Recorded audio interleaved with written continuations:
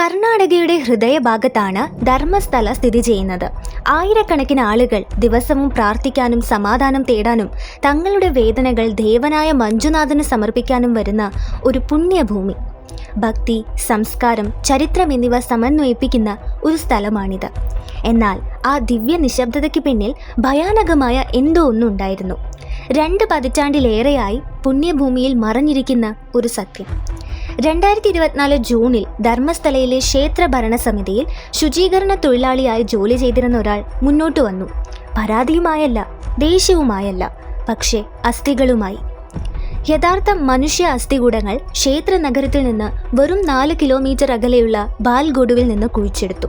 തുടർന്ന് അദ്ദേഹത്തിന്റെ വാക്കുകൾ ഞെട്ടിപ്പിക്കുന്നതും വിറയ്ക്കുന്നതും ഭയപ്പെടുത്തുന്നതുമാണ്. സ്ത്രീകളുടെ മൃതദേഹങ്ങൾ സംസ്കരിക്കാനും കത്തിച്ചു കളയാനും ഞാൻ നിർബന്ധിതനായി. ബലാത്സംഗത്തിനിരയായവർ, കൊലപാതകത്തിനിരയായവർ.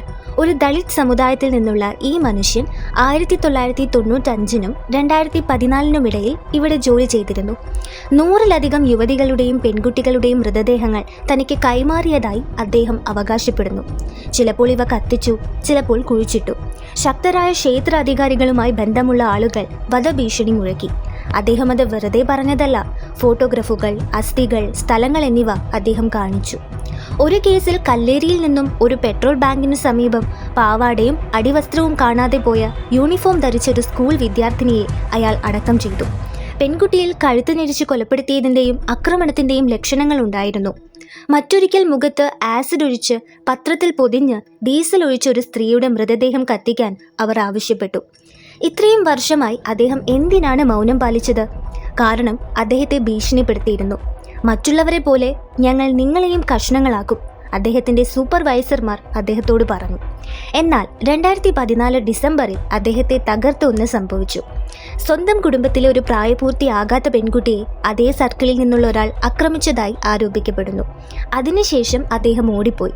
അയൽ സംസ്ഥാനങ്ങളിൽ ഭയത്തോടെ ജീവിച്ചു, ഒപ്പം കുറ്റബോധവും വഹിച്ചു.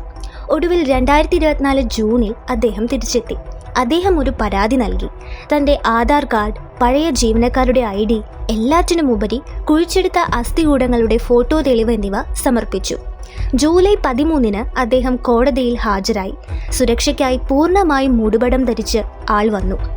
അദ്ദേഹം പറഞ്ഞു, ഞാൻ അവരെ നേത്രാവതിയുടെ തീരത്ത്, കാടുകളിൽ, പെട്രോൾ പമ്പുകൾക്ക് കീഴിൽ എല്ലാം കുഴിച്ചിട്ടു. അവർ അന്തസ്സർഹിക്കുന്നു. അവരുടെ ആത്മാക്കൾക്ക് ശാന്തി ലഭിക്കണമെന്ന് ഞാൻ ആഗ്രഹിക്കുന്നു. ഇന്ത്യയുടെ സാക്ഷി സംരക്ഷണ നിയമപ്രകാരം സംരക്ഷിക്കപ്പെട്ടാൽ മാത്രം കൂടുതൽ സ്ഥലങ്ങൾ വെളിപ്പെടുത്താനും ശക്തരായ ആളുകളുടെ പേര് നൽകാനും അദ്ദേഹം വാഗ്ദാനം ചെയ്തിട്ടുണ്ട്.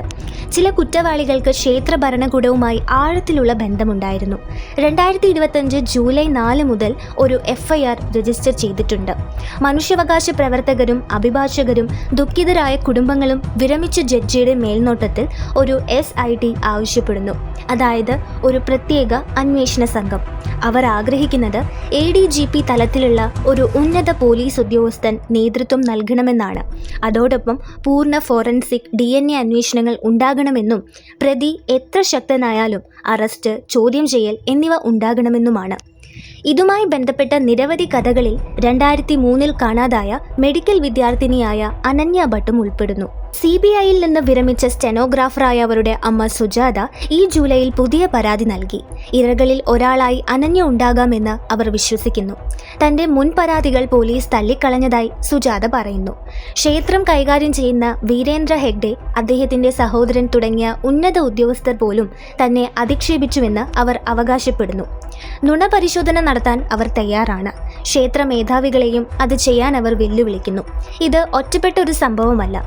2012 ധർമ്മസ്ഥലയിൽ 17 വയസ്സുള്ള സൗജന്യ എന്ന പെൺകുട്ടി ബലാത്സംഗം ചെയ്യപ്പെട്ട് കൊല്ലപ്പെട്ടു. അവളുടെ കേസ് പോലീസ് തെറ്റായി കൈകാര്യം ചെയ്തു. ഇന്ന് വരെ ഇതിനൊരു ശിക്ഷിക്കപ്പെട്ടിട്ടില്ല. ശക്തരായ പേരുകൾ സംരക്ഷിക്കാൻ വേണ്ടി അവളുടെ കേസ് മറച്ചുവെച്ചുവെന്നാണ് പലരും വിശ്വസിക്കുന്നത്. പുതിയ വിസിൽ ബ്ലോവറുടെ സാക്ഷ്യം പഴയ മുറിവുകൾ വീണ്ടും തുറക്കുന്നതിലേക്ക് നയിക്കുന്നു. ഒരു കാലത്ത് ആത്മീയ നീതിക്ക് പേരുകേട്ട ധർമ്മസ്ഥല പട്ടണം ഇപ്പോൾ ഒരു വഴിത്തിരിവിലാണ്. വിസിൽ ബ്ലോവറുടെ കഥയുടെ ഒരു ഭാഗം പോലും ശരിയാണെങ്കിൽ വേദനയല്ല, സമാധാനം നൽകാൻ ഉദ്ദേശിച്ചൊരു നാട്ടിൽ 100-ലധികം പെൺകുട്ടികളും സ്ത്രീകളും കൊല്ലപ്പെട്ടു എന്നായിരിക്കും അതിനർത്ഥം. രഹസ്യമായി കുഴിച്ചിട്ട അസ്ഥികൂടങ്ങൾ ഇപ്പോൾ ഏറ്റവും ഉച്ചത്തിൽ സംസാരിക്കുന്നു. അവരുടെ നിശബ്ദത ഇപ്പോൾ നിശബ്ദമല്ല. ഇത് വെറുമൊരു കുറ്റകൃത്യ കഥയല്ല, നീതിക്ക് വേണ്ടിയുള്ള ഒരു നിലവിളിയാണ്. നമുക്ക് തിരിഞ്ഞു നോക്കാതെ ഉത്തരങ്ങൾ ചോദിക്കാം. അണഞ്ഞുപോയവർക്കായി നമുക്ക് ശബ്ദം നൽകാം. എന്താണ് നിങ്ങൾക്കിതിനെക്കുറിച്ച് പറയാനുള്ളത്? എന്ത് തന്നെയാണെങ്കിലും അത് കമൻറ്റ് ബോക്സിൽ പങ്കുവയ്ക്കൂ.